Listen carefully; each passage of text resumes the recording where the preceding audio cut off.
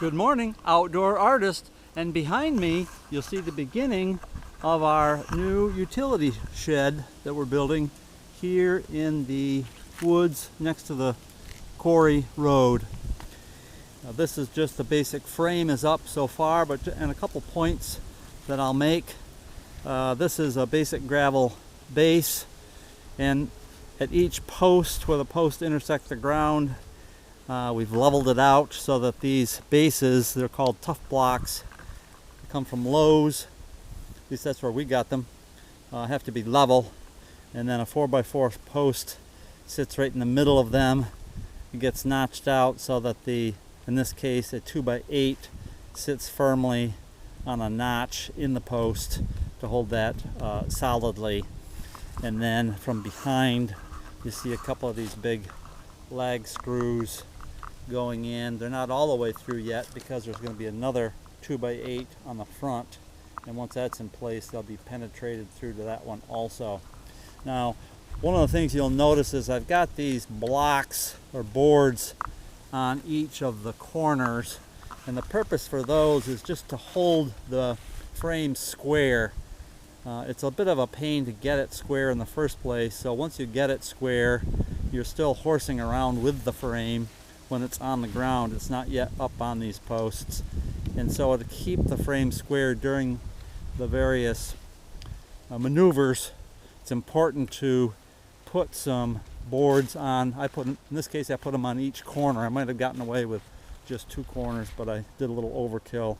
Those are just temporary. You'll see they're screwed in, and those will come back off once I start to put the stringers across, which is the next step.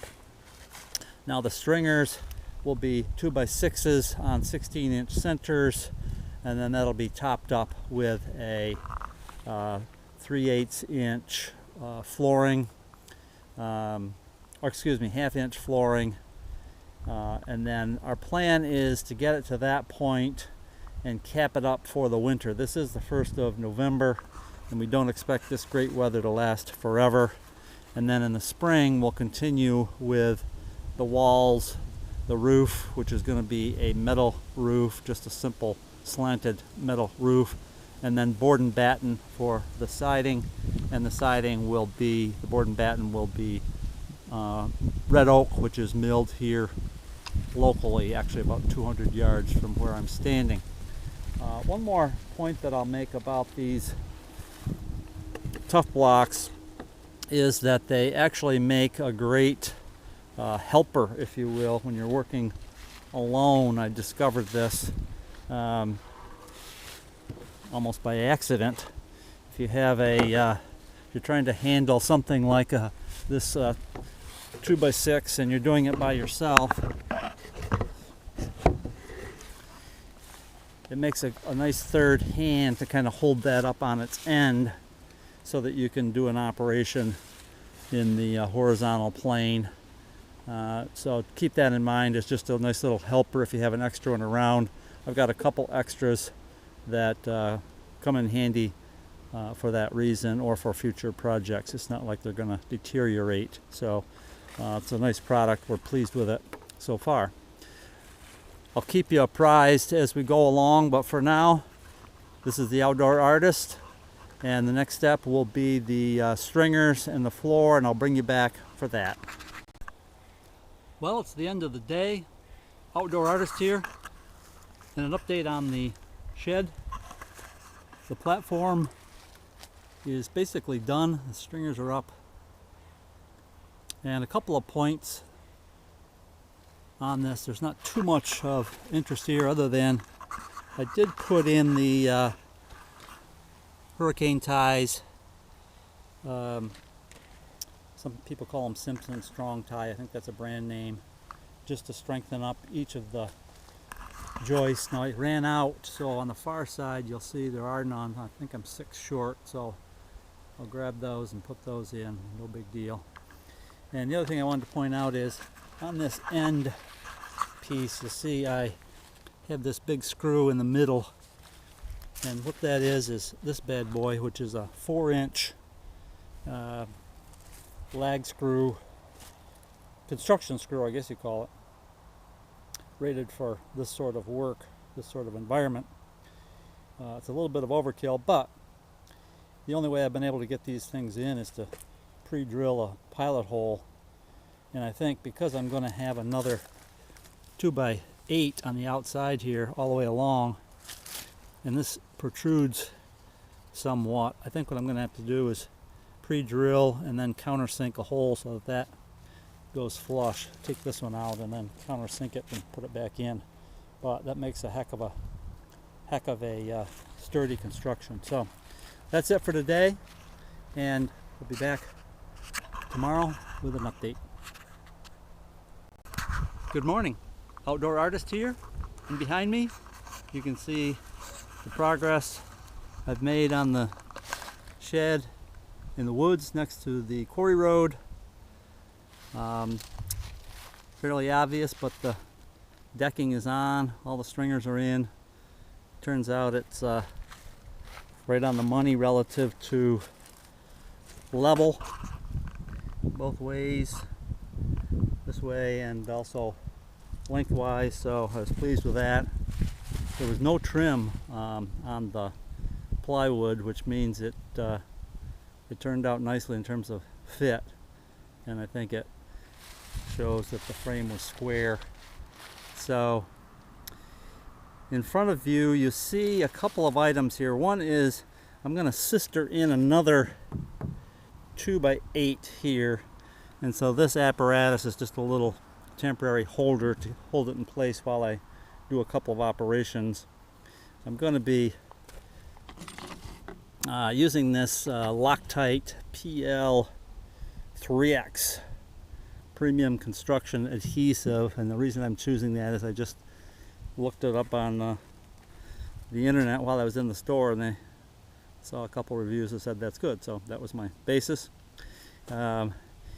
Then I'm going to be also using these Simpson strong tie 3-inch timber screws throughout the length, as well as some construction nails. Basically, once it gets glued with that Loctite, that's going to be the primary holder, and in the meantime you just want to make sure you have something on there that keeps it secure till it cures, which I believe is about a 24-hour period or so. So that should strengthen that up considerably, both sides. And there's a bit of an overlap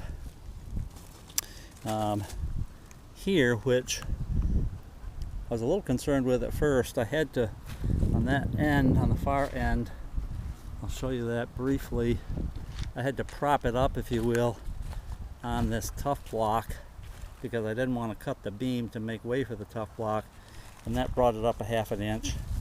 But as I took a look at it, I realized that's actually going to make a pretty nice stop block for the framing when it comes out, and I need an extra thickness for the board and batten anyway on the outside, so I think it's going to work out well, both for strength and then double duty for a couple other things. The only other thing I'll mention here is the deck screws I used are these product looks like it's called Saber Drive. These work very well. These are 1.5 inches, and it's a ½ inch thick deck. One thing I'll point out, if you happen to be using those, I was told by the salesperson that the drive was inside the box. I looked high and low, couldn't find one, so I had to go find one of my own. I guess they call these a star drive. Then as I got done with getting the whole deck down, I went to put the lid back on, and lo and behold, there's the drive clamped handily to the lid, which I didn't see till now. So anyway, just FYI, in case you're using that product, there is a drive in there, and just make sure you flip the lid over, and there it is. So I'll be back once I get these sistered in, and then once that's done, that'll be probably it for the winter. We'll button it up and leave it for the winter and start again in the spring. I'll go this week and pick up the metal roof is in, and so I'll go pick that up and get that store it on site, and then we'll button it up. So I'll be back just a little bit later to show you how these sistered in, and then we'll call it quits for the season on the shed build. Outdoor Artist, and as promised, I'm back at the shed base, and you can see I've completed the operation for the winter. This morning I was primarily finishing up screwing down the plywood floor, and then I sistered in these two 2x8s, one on each side, to the 2x8 I had already, and I left that proud by about 3/4 of an inch all the way down. And actually that operation went more smoothly than I had anticipated. I used one tube of that Loctite product on each side, and it had good coverage, and then both nailed and screwed the sides in. The cure time is 24 hours, so by tomorrow that should be cured, but I'm going to cover this up for the winter, and we'll continue on the project in 2025. This is the Outdoor Artist signing off.